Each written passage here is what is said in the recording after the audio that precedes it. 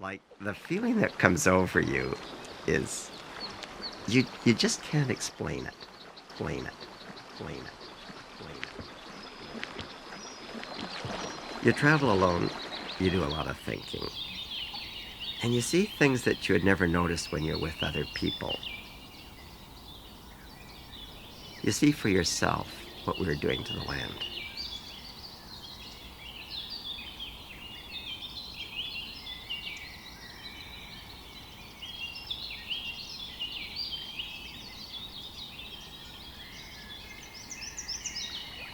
So the first white man arrives in North America, see, and he looks out over the land, and he calls it a pristine, untouched wilderness. That's gotta be the greatest compliment that anybody could pay to the native peoples who had lived here for thousands of years. And it's still possible to catch a glimpse of what that wilderness used to be.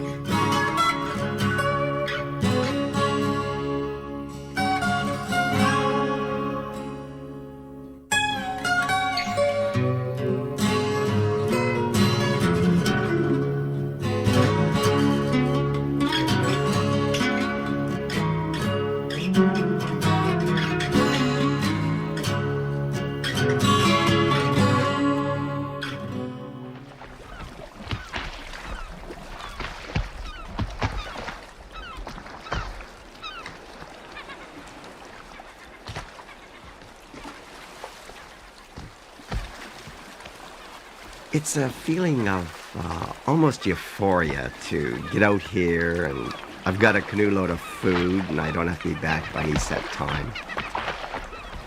I've gone on canoe trips where I didn't have to be back until the snow started to fly or the lakes froze over. And it's just the greatest feeling of freedom I know.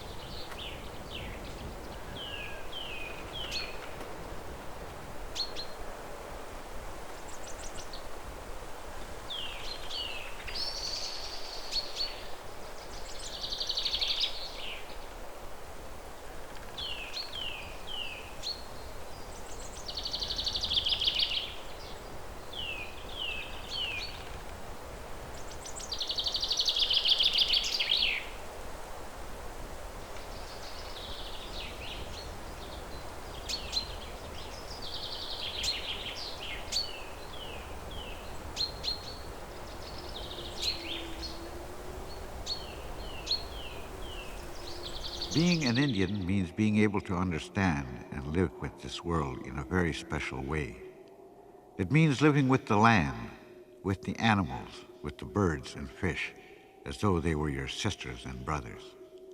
That is the way we feel about our land. It is our flesh. The grass and the trees are our flesh. The animals are our flesh. This land is our blood. The land gives us life. We still live on the same land as our parents and grandparents, so it is just like they are still living with us. To me, the earth is like a mother. She gives life. I am her child.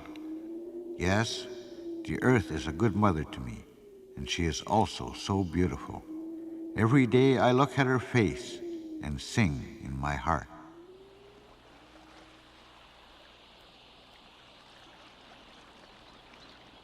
You talk about the native people and how they lived, and everybody thinks you're suggesting that we all go back to living in teepees. But that's not it at all. I just think that because they lived close to the land, that they were the experts. And what they have to say is worth listening to, especially today. When I was 10 years of age, I looked at the land and the rivers, the sky above, and the animals around me, and could not fail to realize that they were made by some great power. I was so anxious to understand this power that I questioned the trees and the bushes. It seemed as though the flowers were staring at me, and I wanted to ask them, "Who made you?" I looked at the moss-covered stones. Some of them seemed to have the features of a man, but they could not answer me. Then I had a dream, and in my dream, one of these small round stones appeared to me and told me that the maker of all was Shemnedo, and that in order to honor him, I must honor his works in nature.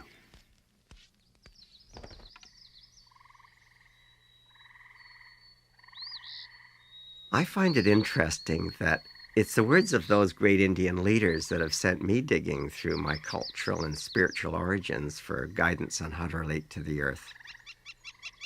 There's a beautiful piece in Job that says, "Ask the animals and they'll teach you, or the birds of the air and they'll tell you, or speak to the earth and it will teach you, or let the fish of the sea inform you.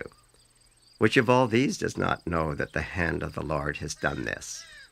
In his hand is the life of every creature and the breath of all mankind." I really like that.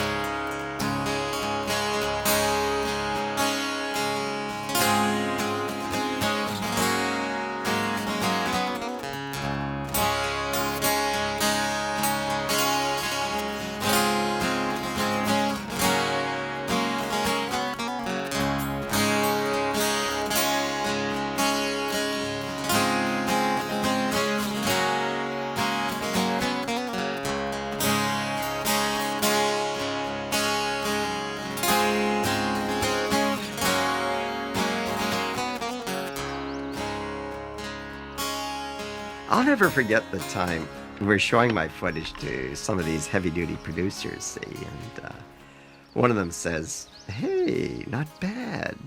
Listen, let's get a writer on this. You know, get a little drama into it." Another guy says, "Yeah, like an airplane crash. And he's the only survivor, but he's got this busted leg, see? And then there's this pack of ravenous wolves." Well, it was the wolves that ripped it. I grabbed my film and got the heck out of there. So there's no wolf attacks. I don't get ravaged by wild mountain men or robbed by bandits. In fact, there's no bad guys at all. Just you and me, paddling the biggest and most spectacular lake in the world, Lake Superior.